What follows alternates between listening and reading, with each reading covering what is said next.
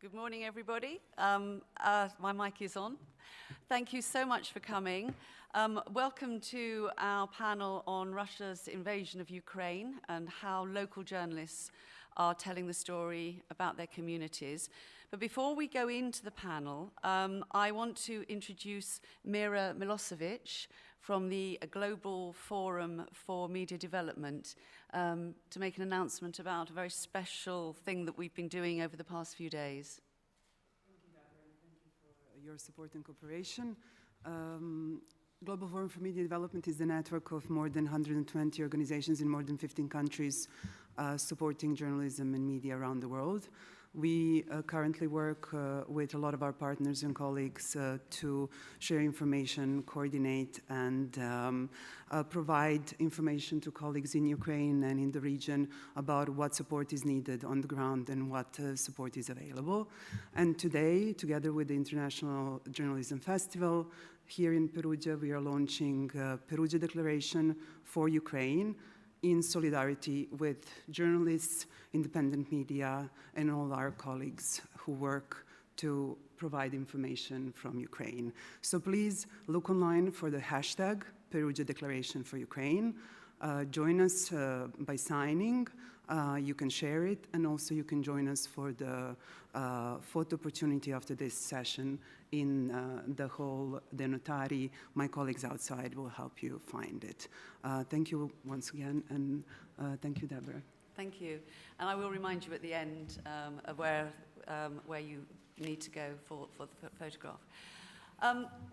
So we are going to talk today very much about Ukraine, and we'll be joined as well by a couple of local journalists, hopefully by live links from Ukraine. I need to ask you, first of all, obviously, you may have lots of questions. We obviously can't take questions from the floor, but if you want to ask some questions, please use my Twitter.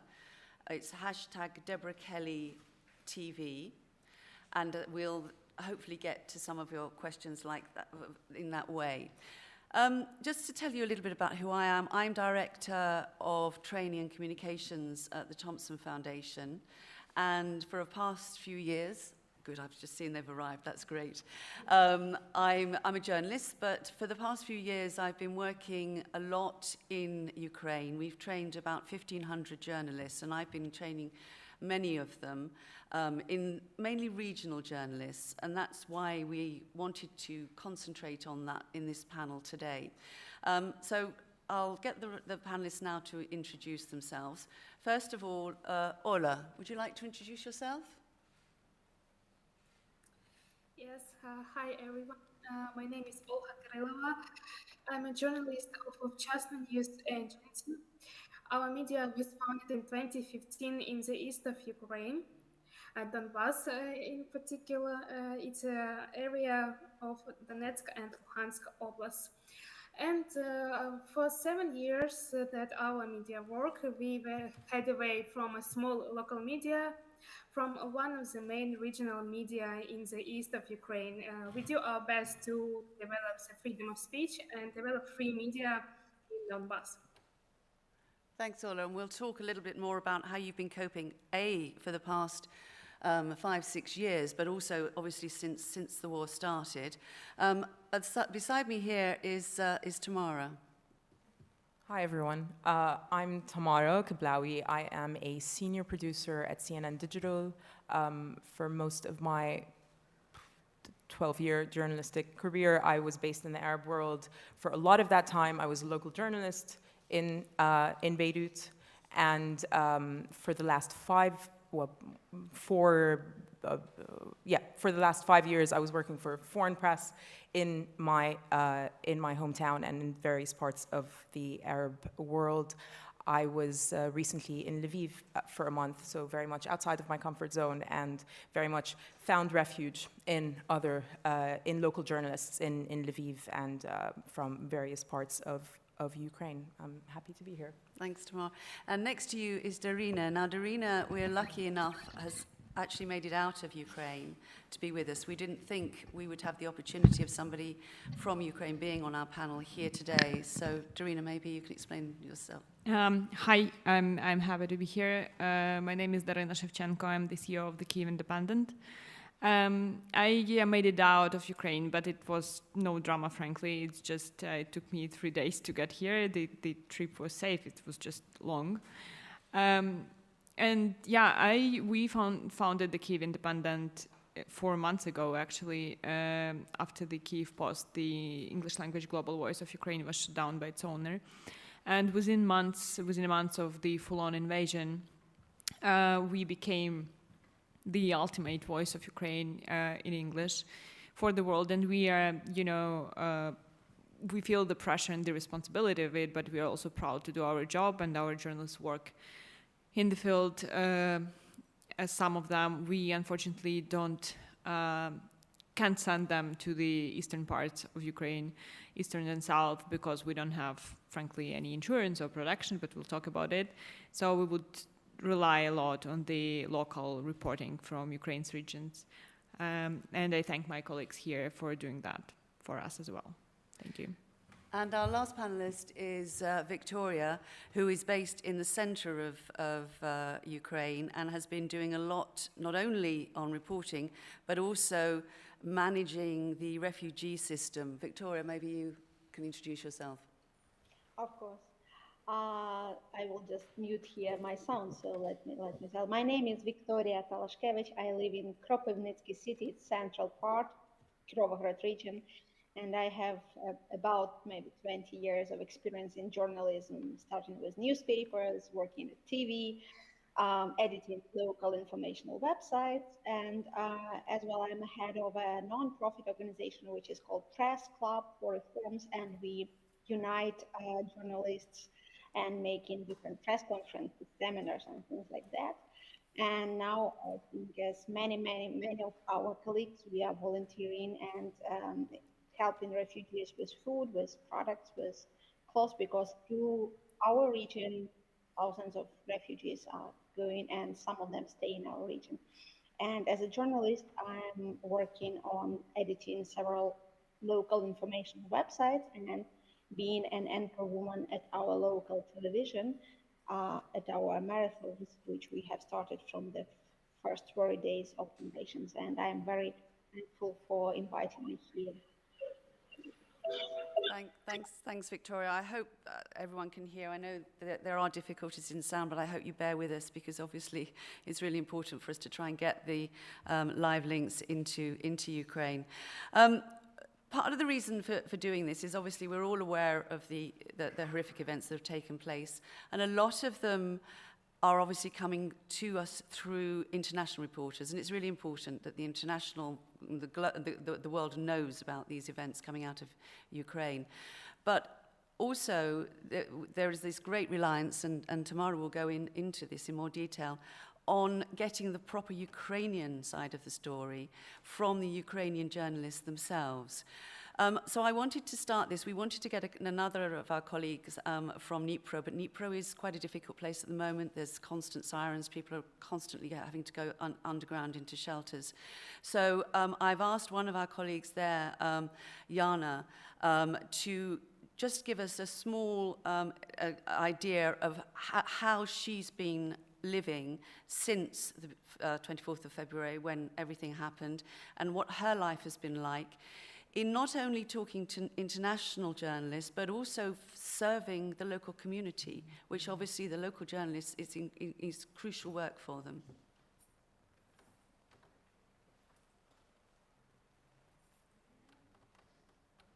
Yana? I'm working on the Dnipro TV channel in Ukraine. Our TV channel hasn't stopped working since the first shelling and till today. And I'm sure that this is a huge achievement of all our staff. What was it like? I woke up because of the messages in chats where people were writing about the explosions. In a few hours, I was sitting in the studio and presenting breaking news. During the first couple of days, information was abundant, and the news popped up everywhere in different messages, websites, and the news was shared among people.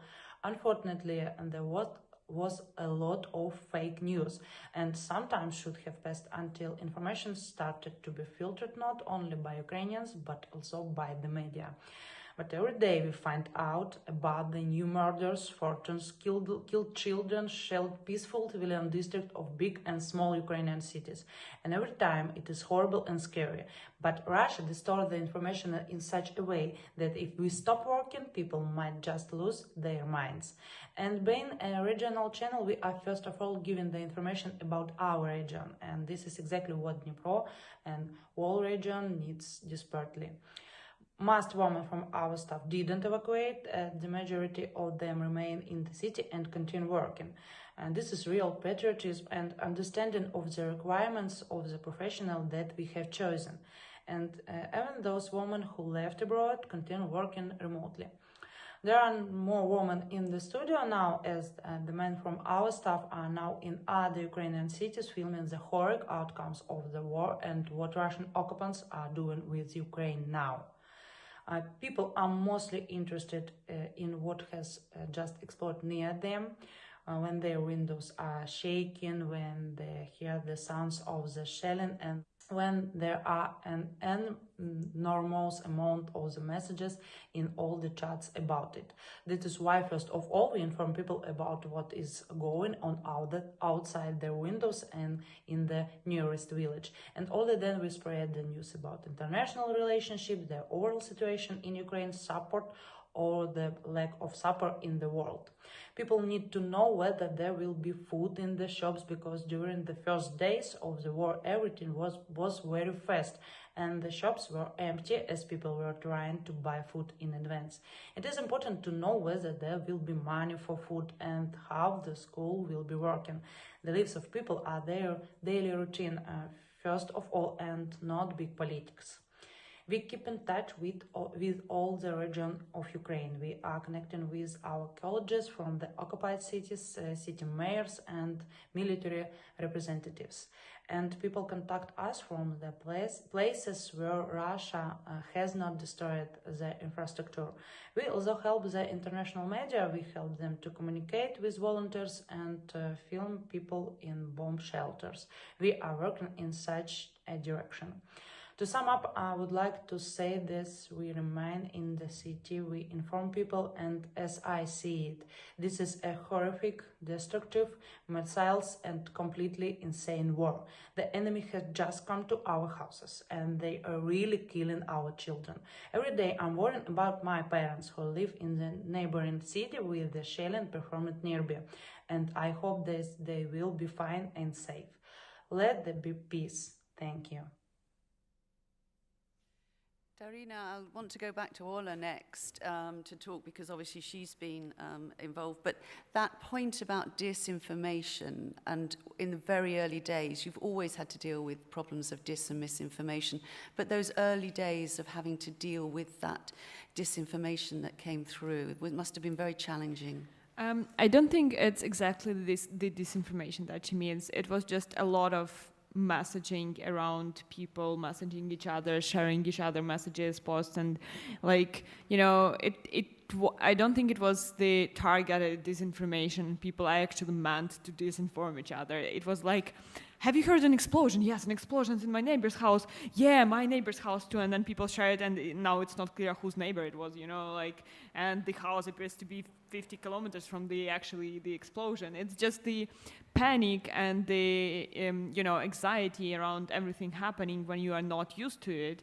It was overwhelming, and now everybody has access to the internet, and everybody essentially is a publisher because they have social networks and stuff, you know, and so everybody would share everybody's post, make it their own, and that's how a lot of this misinformation was created. But I don't think that, you know, there was some targeted disinformation in the beginning. There was just a mess. And everybody was reading everything and wouldn't filter and wouldn't know what and how to filter in these war circumstances. And the journalists took on the job to say, like, okay, let's calm down. There was one explosion, not 10, and like it happened there, and now we can talk about it because, you know. So that's probably the most important job the local journalists took on from the day one, to just calm everyone down and stop spreading you know, the news that is not the news actually, that is just the emotion and the fear of it being somewhere very close to you or something. Yeah, all are coming to you. You've had to evacuate now from Donetsk. You're based in Donetsk, which is obviously now, has always been a vulnerable area and is even more so now. How are you hoping that you will be able to maintain that service and that local information for your community being spread all over Ukraine now? I need to say that the war was in reality of our media for 8 years already, and every day in our newsroom started from reports from the front line that was published by press services of the Joint Forces Operation. This is the name of military operation that conducted in Donetsk and Luhansk Oblast. And yes, when we had all these messages about possible invasion, we had a feeling that something bad would happen, so we decided to evacuate part of our equipment to a safer place, like cameras, computers, drones, and everything. And also, our boss, Maria, she had a plan for every member of our staff on how and where to evacuate. So when the invasion happened, I think everyone has their own plan, and for now I can say that every member of our staff in a safe place.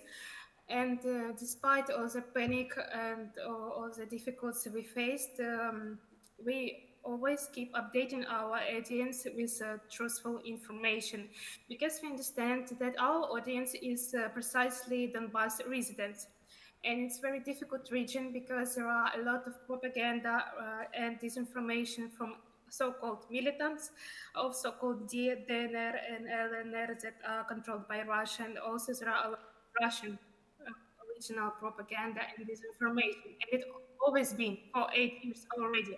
They always were spreading fakes to local population. And unfortunately, a lot of people in the region had access to Russian TV and Russian radio, so they should have a source of truthful and real information on what is going on. So when we all were evacuated, we divided into two shifts because it's very difficult psychologically, I think, to work all the time. But we keep working, media keep working 24/7. And we divided into two shifts, journalists and social media managers, and also we launched our Telegram channel because we understand that this social network is one of the main right now in Ukraine. So yeah, we keep updating our audience, and we see that people need this information. We see that our audience really increased. We got a lot of new audience from Luhansk Oblast because we start covering the events and things that going on here more in more amount. And also we launched an English version of our website where we publish precisely news of Donbass, because we think that it is important for the world to see not only things and all these horrible things that's going on in Ukraine, but also in context of Donbass. So yeah, we do our best, we do our job as all the journalists in Ukraine. We all work together to keep, I think, we work together on our informational front and to bring our victory closer. And also, I need to say that we have a large network of our heroes of our publications, of our videos. It's military men and women, volunteers, just local residents, activists, and so on. And we keep in touch with them. Almost every day we have calls with some of them, and we keep getting updates from them, what is going on in the cities of Donetsk and Luhansk residents, because some people remain in this dangerous area, but they stay still here, and we get information from them, and we provide informational support to these people. Thank you, Ola. Just to explain to anybody in the audience that doesn't understand the word heroes, when I first went to Ukraine, I thought everybody was a hero because they said we have to find a hero for our story. Heroes are the key character for the story, so the translation into English is slightly different to perhaps how you perceive it. There probably are the heroes in the same context of the use of the language as well. Victoria, you've been a sort of linchpin as well to finding local journalists for international organizations. Places like, I think, Singapore have been in touch. People have been channeling through you to find other journalists to deal with in the regions. Yes, that's right. I have a friend who is living in Singapore, and her husband is working for a big international media platform. So we had a chance to connect this platform with many journalists all over Ukraine, and it was maybe 2 days of my work writing to all those good and professional journalists whom I know and who can speak or at least write in English, to connect them with this platform. And I know that several good contacts were established, and it's really cool because now Ukrainian journalists can be heard, and a big part of this success is due to our trainings, because we know each other all over Ukraine due to trainings, meetings, and all those seminars which we had. So you've got a network, and that network also worked to evacuate people as well at the beginning. They came to you for help. Yeah, especially at very first weeks, we had a lot of connections, and I had like many dozens of calls like, hey, some journalist from Zaporizhia comes through Kropyvnytsky, can you have them for a night stay? And they have like 2 cats and small dog. And it happened so that a lot of journalist colleagues from Kharkiv region, from Donetsk region, we've received them here with their families for a night stay. And now we have another challenge, because more and more people are coming to our city and region, and it's a good challenge for us, frankly speaking. They come for a longer period to stay and to live. Thanks, Victoria.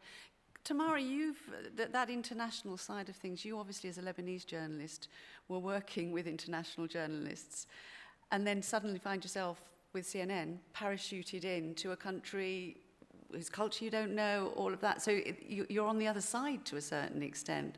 So how difficult was it in that respect? Well,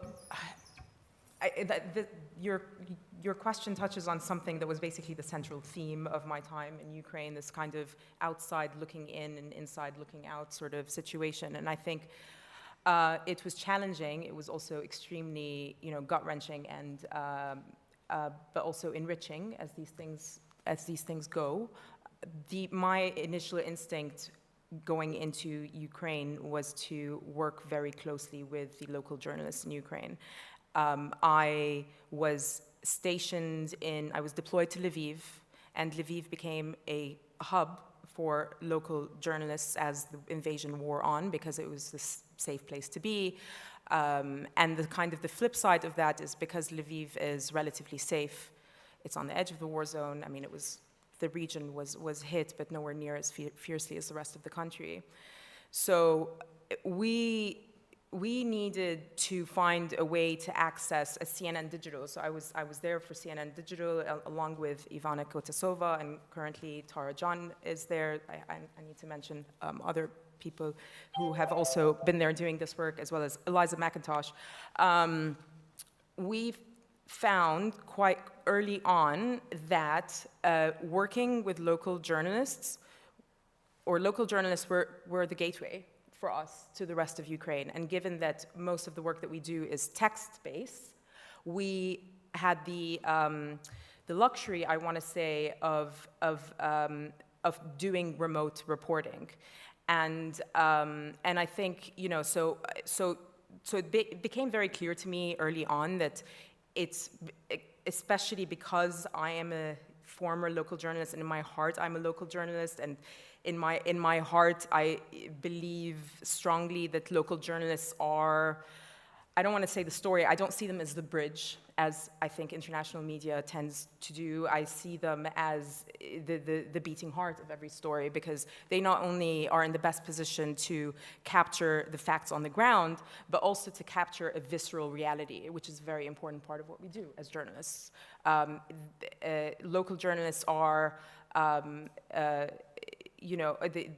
local journalists are the pulse of a story. Local journalists, I think, also allow us to emotionally access a story, which is very important in making a story compelling to international audiences. So, I think there were sensibilities that I came into the story with certain sensitivities, certain lessons that I learned from the past, certain sensitivities that I recognized that I thought were really kind of unique to me and unique to my people, so to speak, that I started to see in the local journalists that I was working with. And it became a very enriching, bonding experience that I think that then changed the way that we as CNN Digital worked on the story. So CNN Digital does the Ukraine story in a way that is somewhat different, or at least insofar as we work on our distinctive content. It is different from the way that the rest of CNN works, which is, obviously TV. We need to go there. We need to be on the ground, and then it just became a matter of how do we best integrate with this local journalist community, and then also work with colleagues outside of the country, in London, people who are actually here, Gianluca Fiore and Angela Diwan, Sarah Grace Mancurius.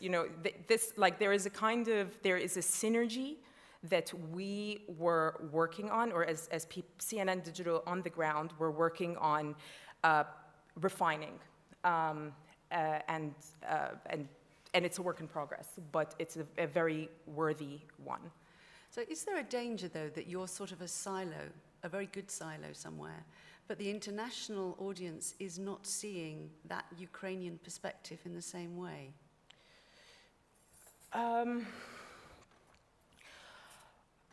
think, yes, there's always a danger of that, and that's why I think the synergy part of it is very important. That's why it's really important to kind of have both an ear on the ground and to be immersed, as I said, in the local community or local journalist community, and then at the same time to be really, to kind of soundboard things with your colleagues abroad, to see, is this interesting? Will this resonate?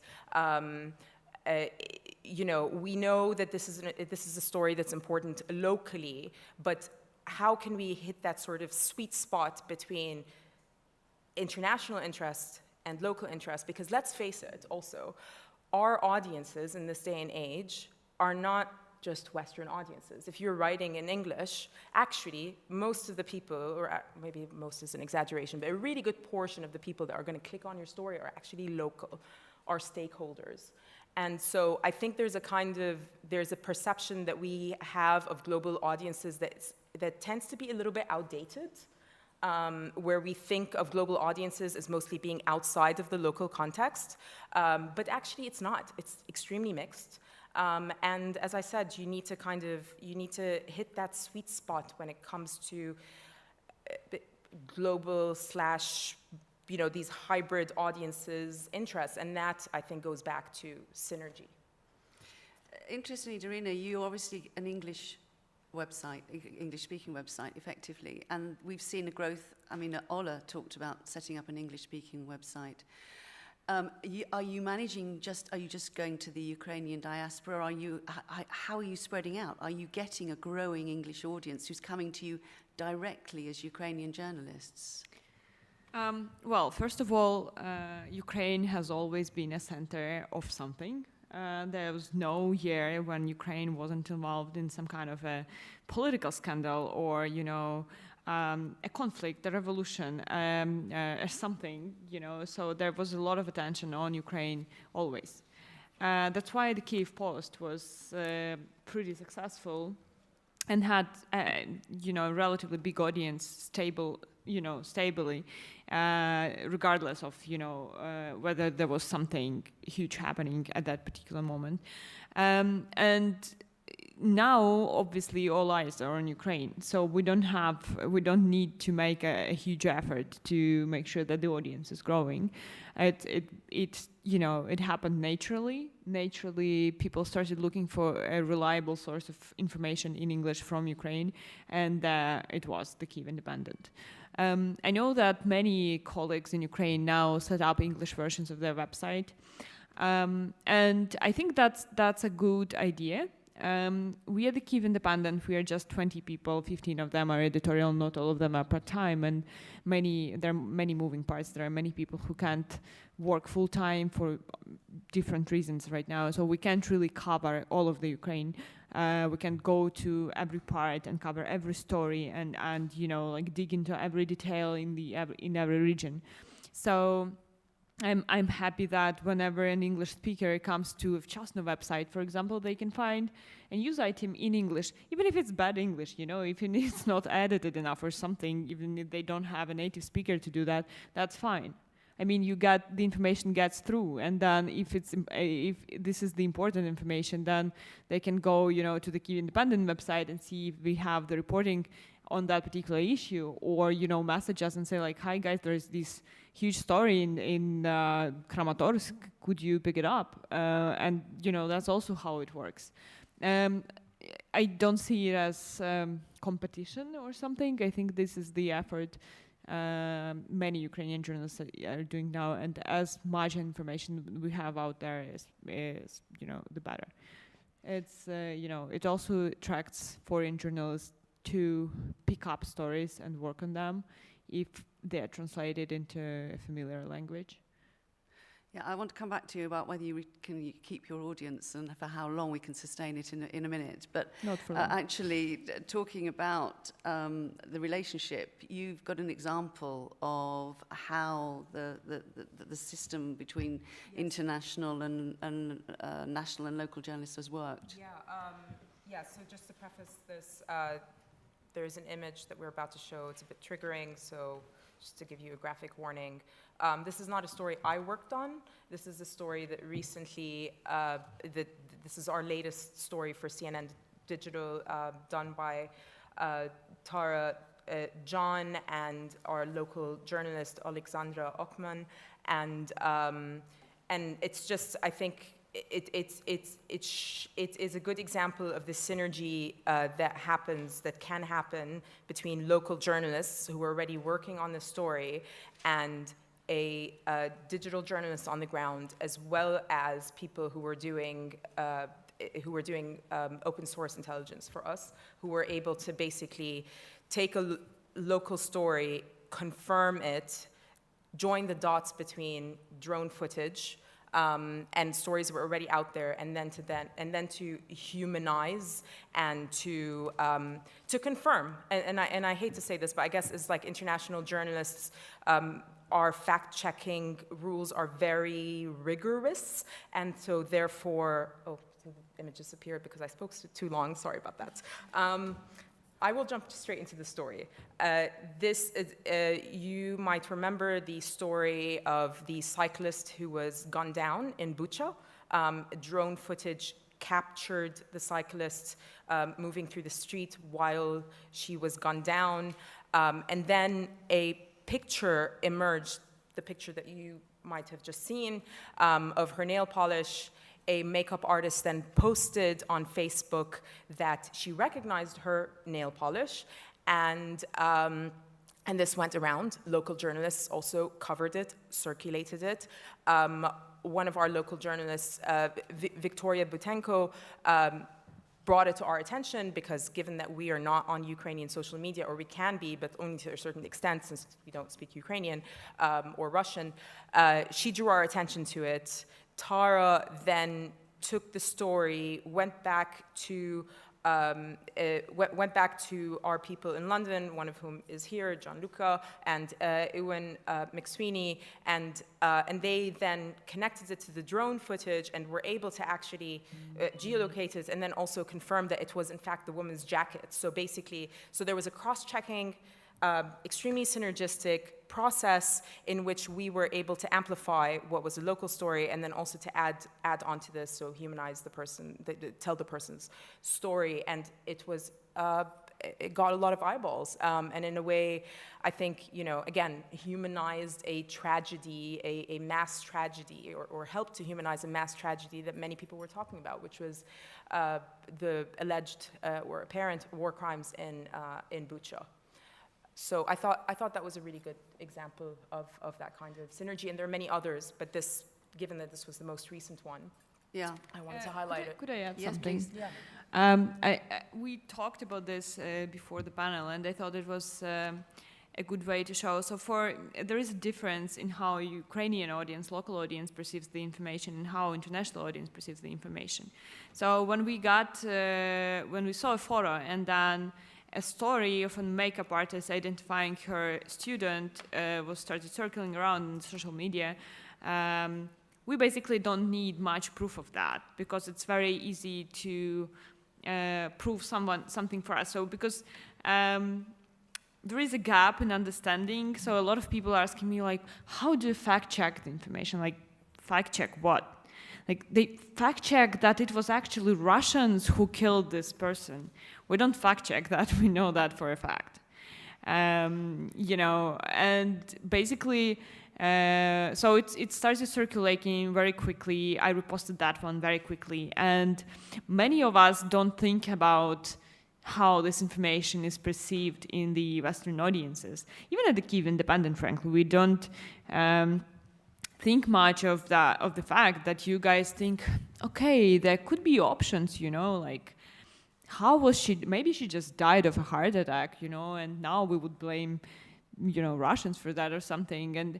And this is legitimate, you know, for you. And I think I'm happy that CNN was able to take the local story and connect the dots and then kind of lift it up a little bit to a level than it became a solid story for the international audience. And I think that's also something, but also the humanizing is another thing I wanted to mention. Because as the war settles in and the war fatigue, you know, is coming for us, everything starts to be either, you know, it's numbers, it's like 40 people killed, 10 children killed, 15 women raped, and blah, blah, blah. And you are just not digging in the story who these people were, how they lived. And then the second is like the superhero narrative, which is like Ukrainians are superheroes, they're like, you know, they can endure everything, but that's also not true. And you have to show that this person had a life. That this person, she was in her, I don't know, in her 50s, I guess. She wanted to become a makeup artist, and she wanted to build a new life. She had a plan for herself, you know, and she was very optimistic and stuff. And then if we can tell, you know, if we can find these stories as local journalists and international reporters can make these stories credible for the international, credible enough for international journalists, I think that would be the synergy we are looking for, because we need to show the world that these people actually are the same as you. At the other Ukrainian panel, they were like, were having a problem explaining why this war is important. Well, you know, that's why. That's why, because these are the people who lived lives same as you. They had coffee in the morning, they had a favorite coffee shop, they had plans, they were, you know, taking makeup lessons, they were doing all this same stuff. And this just happened to them for no obvious reason. And if it has to be no reason for this to happen, then it can happen to any of you. You know, it means that anyone can wage a war on anyone, and they wouldn't even have to explain it, and they wouldn't be stopped, obviously. So I think the human stories is something we as journalists can keep doing, humanizing the war victims to make sure that people keep talking about this war, keep relating to it, and, you know. Yeah, and that's obviously very powerful. Actually, Tamara, that leads almost on to, if it switches more towards the east of the region, away from the areas that perhaps an international audience knows well, we need to maintain the interest. We need to use journalists like Ola and Victoria to tell the stories, because they may be the only people that are there in order to get the information out. But how do you engage your audience internationally and globally? No, I think that's absolutely right. I think it just heightens the need to work with journalists like Olha and like Victoria. I think that, you know, those are relationships that need to become more solidified, strengthened, more robust. And, you know, I mean, there are two sort of elements of this. I think audience fatigue is it is our responsibility to try to correct audience fatigue. So I think it's really easy to chalk up a lack of audience interest to fatigue, as opposed to us not working even harder to make our stories compelling.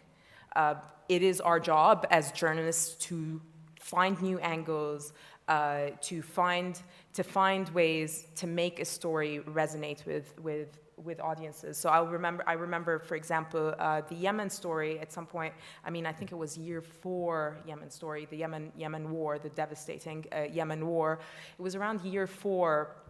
We were churning out Yemen stories as much as we could, and nothing was sticking except for one story. And that was a story of a 4-year-old girl who almost lost most of her sight. And you probably remember this picture. Her eyes were swollen, and she tries to force them open. And that somehow got to people. And that was a kind of a catalyst into reviving audience interest in that story. So whenever I reflect on, you know, audience fatigue and what we can do to counteract audience fatigue, I always remember that. I always remember that actually it's the simplest things, it's the most relatable things, as you were saying, Darino, that resonate with people, and that's our job to do that. I mean, the kind of the flip side of that, and the thing that might make this more challenging is that, given that a lot of these media outlets function as corporations, when the audience starts to thin out, then our assets will be distributed to other places, and that means that we will have a lot less resources focusing on these stories, inevitably. So yes, I think you raise a really important point about how audiences will be less able to relate to Donetsk than they do to Kyiv, which a lot of people know. A lot of people can kind of relate to. The dramatic transformation is visible. I mean, everyone bore witness to the dramatic transformation of cities like Kyiv. But again, it's our job to make Donetsk relatable, to make it resonate with other people in the same way that we try to do that in various places in the Middle East that most people don't know. But they are important because these are human beings, and human beings, you know, wars are bad, occupations are bad, invasions are bad, and it's our job to make that resonate with people. Sorry, Darina. Just one sentence. Yeah, I also wanted to say that at some point, probably, we'll have to make an effort as journalists to make this story more exciting. And by exciting, I mean turning to different formats and different approaches to reporting the story. Going away from news and going closer to, I don't know, feature writing and filmmaking, and, you know, something that would keep people's attention and that, you know, would be perceived less like news bombarding them with horrible pictures and more like a story they want to dig in and devote their time to.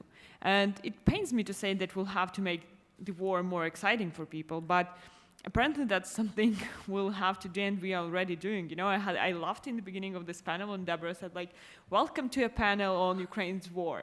I'm like, yeah, welcome to Ukraine's war. That's, you know, that's what it is. And that's what we as reporters basically have to do. We have to welcome people into the reality of a country that is shattered by war, and make sure that every part of this war, every step of the way is, you know, relatable.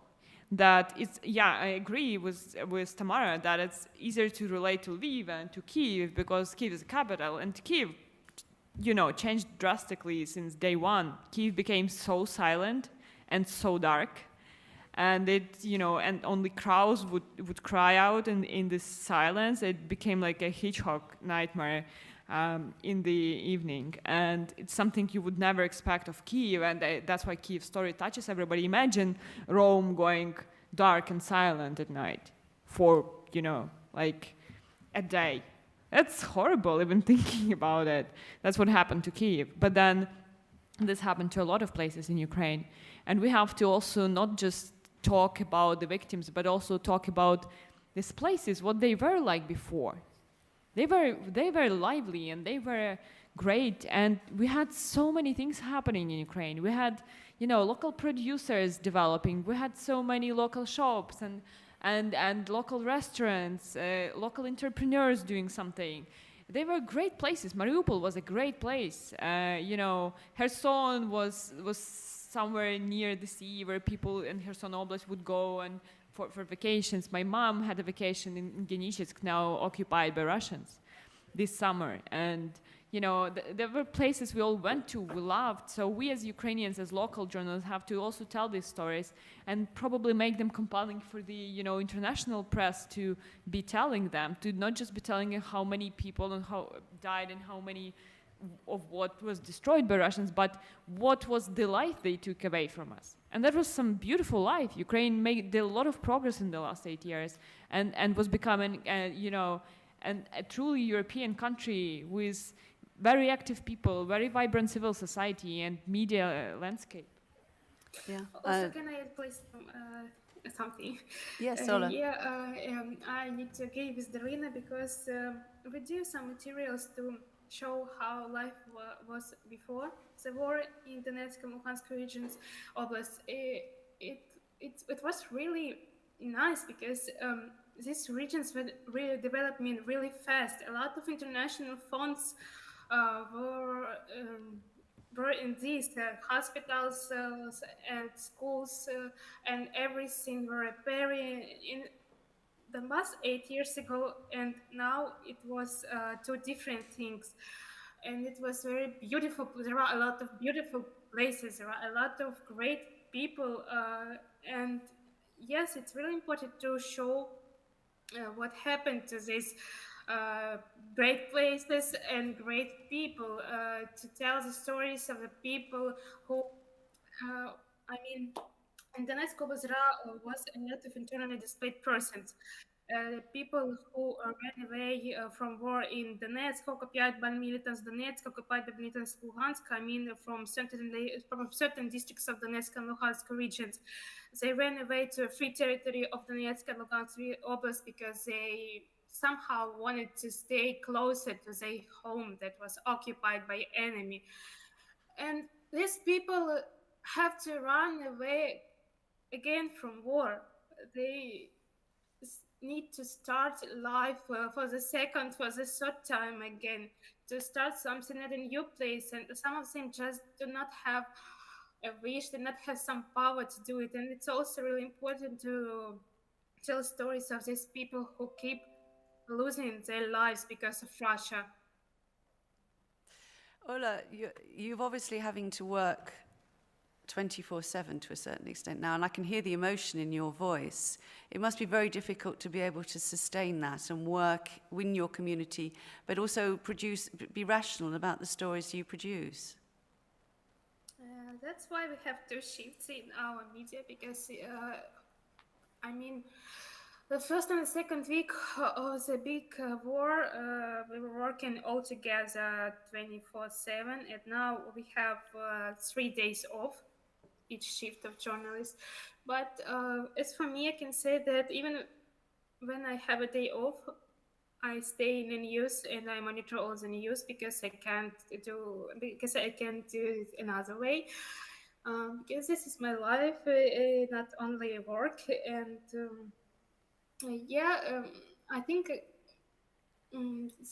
the only thing that can help to somehow, lower your emotions, it's have some time off. even though sometimes it's impossible, but you need to give yourself a break. Yeah, yeah. Tamara, can I come to you on that? Because obviously you've had that experience working in a country, in your own country, and being a journalist and going through all that sort of emotional experience that is related to living, but working on that story. I mean, Beirut, so... Yeah, I mean, Beirut was the place where I was reporting for CNN for most of my time in CNN over the last 5 years. For 2 of those 5 years, Beirut was in the depths of a devastating economic crisis that involved also political tensions, and then, of course, famously, the Beirut blast, which was directly connected to the crisis and as well as to the political tensions. It was emotionally exhausting. It was emotionally very overwrought because the thing is, I mean, I guess we kind of gloss over the term economic crisis. In Beirut's case, it was much more than a crisis. The World Bank said that they called it the third worst economic crisis since the mid-19th century, which is really saying a lot, and it definitely rings true to me. You basically walked out onto the streets and saw the mass pauperization of your people. You saw people become poor, become sick, people losing the ability to vaccinate their children, cancer patients whose life expectancy was decimated because of the lack of medications. I could go on for ages, and I definitely had some very emotional moments. The most emotional moment for me was actually reporting from a radio station in which people were calling in, asking for money. So regular middle class people. Sorry to sound a bit classist, but it was that dramatic transformation that I heard in people's voices, the transformation of their lives that was completely devastating. And I felt like I kind of hit my limit, because this is my community. It's a place I love deeply.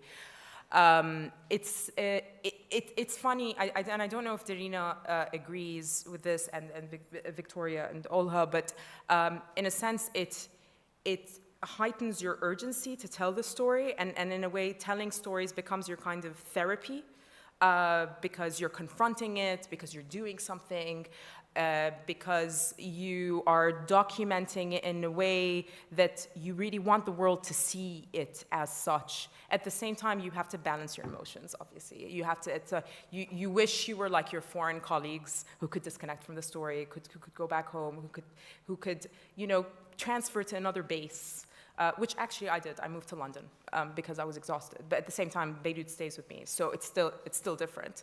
And then also to continue to be credible, to continue to balance your emotions in a way where you could still remain professional in your storytelling, to maintain your credibility. Because actually, I think that I really believe in this very strongly. The best thing that you can do as a journalist telling your own story is to preserve your credibility for. At whatever price, because the second you lose your credibility, you lose the ability to tell your story to international audiences, and so the important thing is just to stick to the facts, to be really rigorous in your fact checking, so that people can take your story seriously, your community's story seriously, yeah, so it's emotional Olympics, really, telling your own country's crisis, and at the same time, I think nothing could be more important than that. Nothing could be more important than local people telling their own story, as well as having that kind of international mediation, so to speak, the synergy that we were talking about. But the local component of it is, I think, understated in our discussions about. Journalism in these parts of the world. Can I bring Victoria in now? And I can see you all nodding, but Victoria, you were nodding very vociferously there. I just wanted to tell that job, I think, and working is something that helps each person to recover emotional devastation. For journalists, it's writing stories. For those people who volunteer here, just like sewing bags for dry food, or making dry food for army or for refugees, or helping refugees to find homes. It's all job, work, volunteering, which helps us to stay emotionally stable. And of course, support from colleagues. When you see that people in Donetsk, Kherson, and Nikolaev being on occupied territories do their job, then how can I in Kropyvnytsky not being strong? It's just inspiring. Colleagues are inspiring us, me personally, to do my job and to be stable emotionally. And I have my friends from Zaporizhia who live in my house for a month already. And this is the second factor which keeps me strong and emotionally. And they cook a lot of food for us so we can work. And Ola, I know that you, this morning when I was speaking to you, you've got another family to a certain extent, because you've gone into your neighbour's home, Ola, to do this live for us. So you've already found someone else. Yes, I went to my neighbors. I'm staying in a small village where internet connection and mobile connections is not very good. So, but my neighbors likely have Wi-Fi. So yeah, I need to go to them and join this conference. And also, I want to note we a couple of times said Donetsk. I need to clarify that Donetsk is a city that occupied for 8 years by pro-Russian militants and Russian military, and it's better to say Donetsk Oblast, because yeah, part of this oblast is occupied already for 8 years. That's why we need local journalists, to be honest, Ola. Thank you for that. Dorina? No, I just wanted to add that when the war started, everybody was translating some kind of the tips from international therapists about how to cope with stress, and there was like, do yoga, do breathing techniques, and frankly nothing works for the only thing that works is working. And I'm a CEO, I'm a manager, so I don't do news usually, but when the war started, so managing something is a job that needs space to think. And I was staying in Kyiv for the first 2 weeks, and I thought it was I always thought it was fortunately, but it's unfortunately, I live in Obolon district, where it's the closest to Bucha and Irpin, it's the closest to the northern border of Kyiv. And there was stuff happening all the time. We had the tanks that somehow got into our district, and were 2 tanks running around under my windows, and we had like street fights and explosions. We would hear every explosion in every city, like Bucha, Irpin, Hostomel. They're all like on the border of Obolon, basically.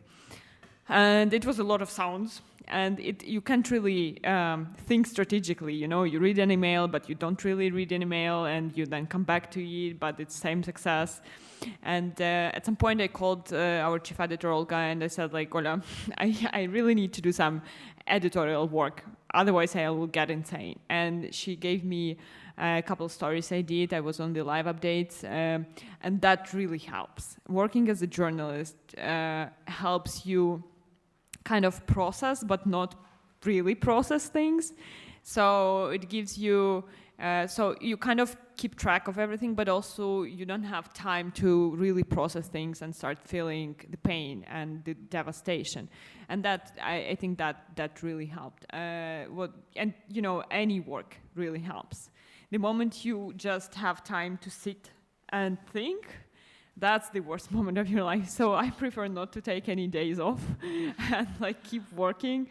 I mean, of course we sleep, we encourage everybody to sleep and take, sedative pills, whatever needed to sleep, but it's not like we are going to encourage people to take time off, because time off messes with your head so much, and this is not cool.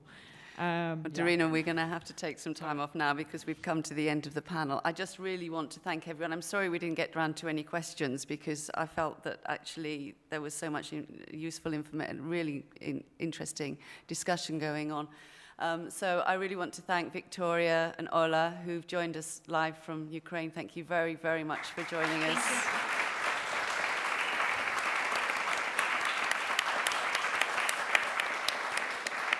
And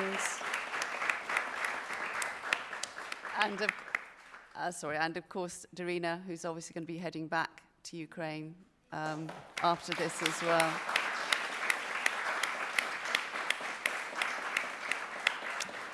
And not least Tamara, who's been really useful in the real contribution that you've made and the links. And I think I've heard a lot about collaboration in this festival, and I think this shows the importance of collaboration, really. So thank you very much all for coming. And don't forget the photograph, I must say, afterwards about the declaration. The guys outside will be out there to lead you, and please sign it and show your support. So thank you very much for coming. Thank you.